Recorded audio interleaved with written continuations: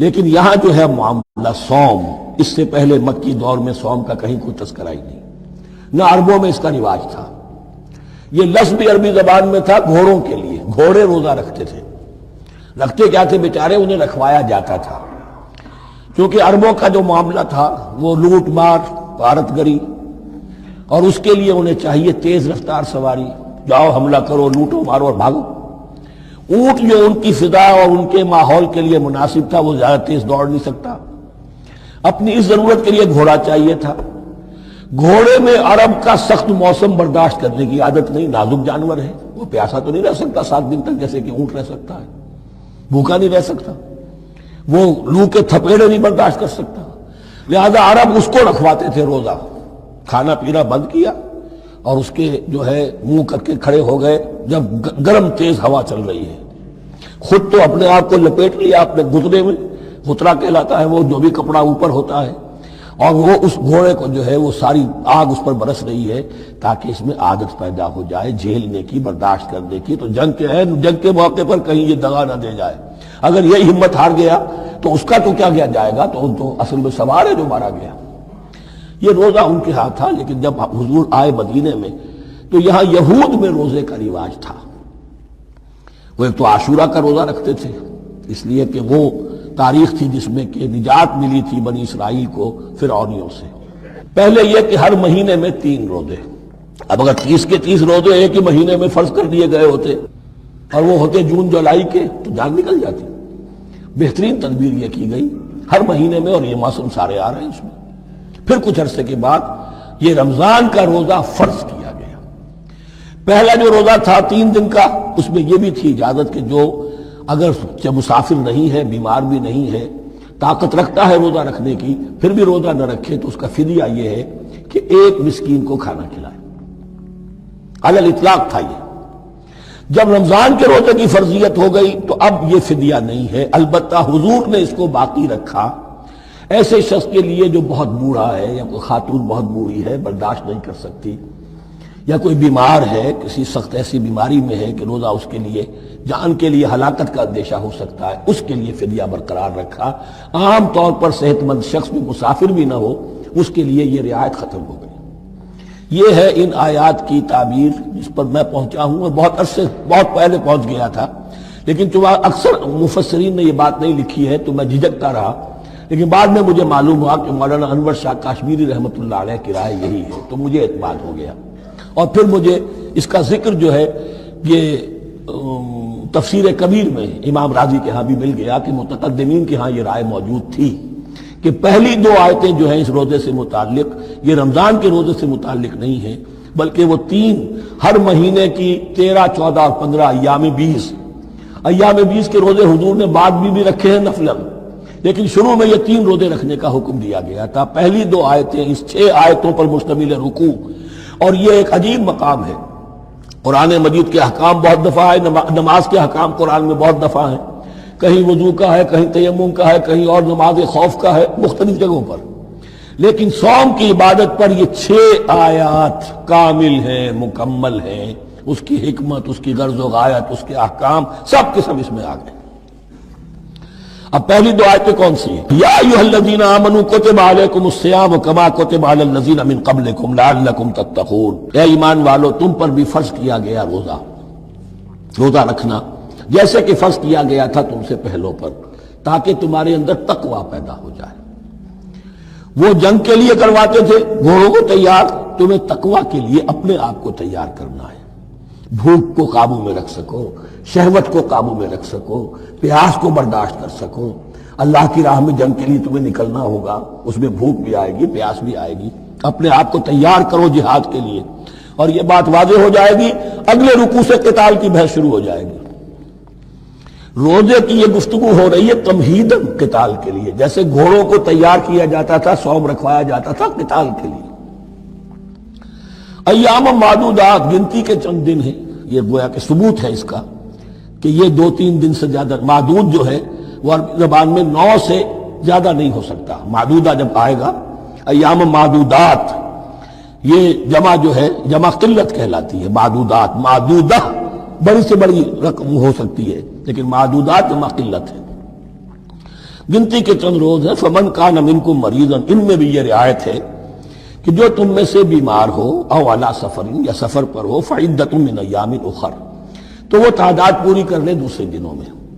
وعلی الذین یطیقونہ، اور جو اس کی طاقت رکھتے ہوں، فدیۃ طعام مسکین، وہ فدیہ دے ایک مسکین کا کھانا کھلانا. ان آیات کی تفسیر میں جیسا کہ میں نے عرض کیا مفسرین کے بہت سے اقوال ہیں، اب میں اس کی بحث میں نہیں جا سکتا. جو میں نے اپنے مطالعے کے بعد رائے قائم کی ہے میں صرف وہی بیان کر رہا ہوں کہ اس وقت، اور یہ امام راضی کے الفاظ ہیں، کہ یہ فرضیت الگ تعیین نہیں تھی بلکہ الگ تخییر تھی. فرض تو ہے روزہ، لیکن اس کا بدل بھی دیا جا رہا ہے. اگر تم نہیں رکھنا چاہتے تو تم ایک مسکین کو کھانا کھلا دو. تو گویا کہ تدریجاً انہیں لانا تھا، کیونکہ اس بات کے وہ پہلے سے عادی نہیں تھے.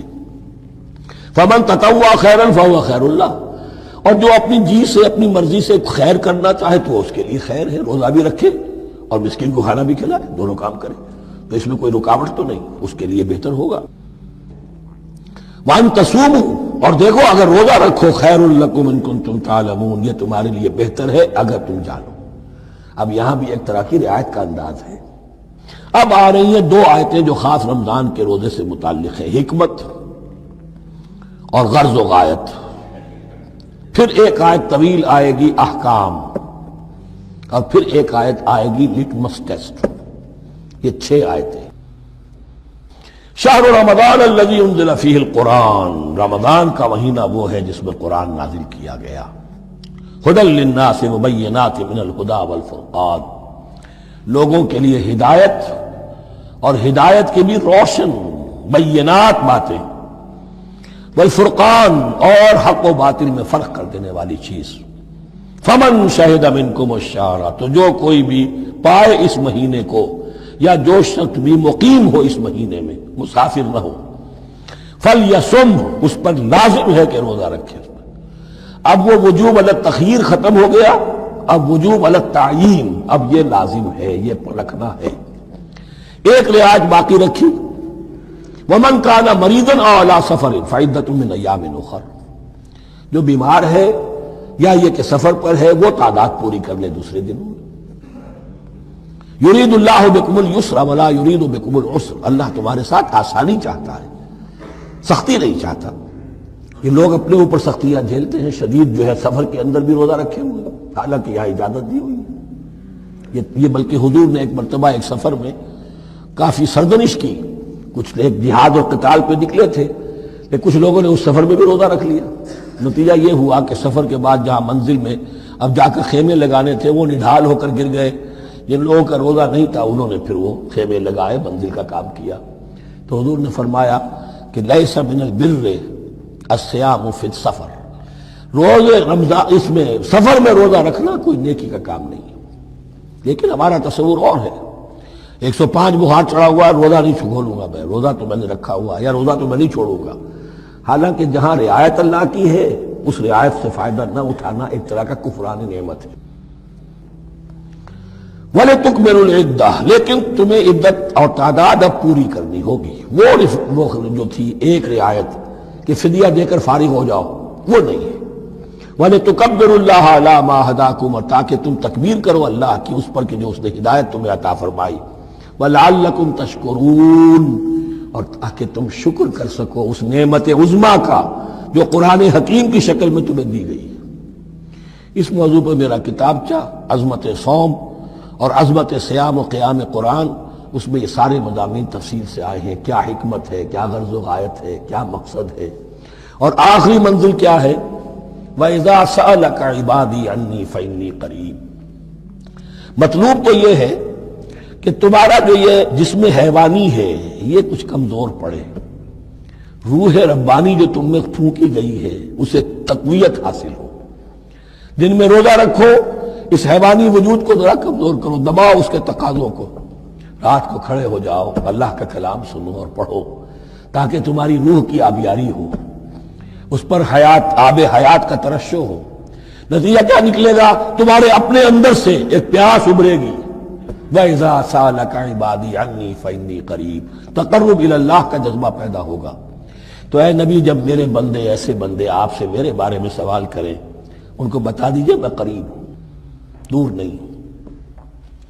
یہ حقوق انسانی کا میرے نزدیک دنیا میں سب سے بڑا میگنا کارٹا ہے۔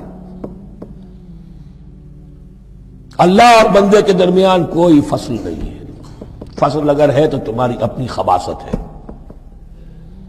اگر تمہاری نیت میں فساد ہے، حرام خوری تو کرنی ہی کرنی ہے، تو اب کس منہ سے اللہ سے دعا کرو گے؟ پھر جاؤ گے کسی پیر کے پاس، آپ دعا کر دیجئے۔ یہ نذرانہ حاضر ہے؟ یہ طریقہ کیا ہے؟ انسان کا نفس حائل ہے اور کوئی نہیں، ورنہ ہم تو مائل بے کرم ہیں، کوئی سائل ہی نہیں۔ راہ دکھنا ہے کسی رہنمی منزل ہی نہیں، کوئی پوپ نہیں، کوئی پنڈت نہیں، کوئی پادری نہیں، کوئی پیر نہیں، کوئی نہیں۔ جب چاہو اللہ سے ہم کلام ہو جاؤ، اس سے بڑا حق کیوں خالق و مخلوق میں حائل رہے پردے؟ پیران کلیسا کو کلیسا سے اٹھا دو۔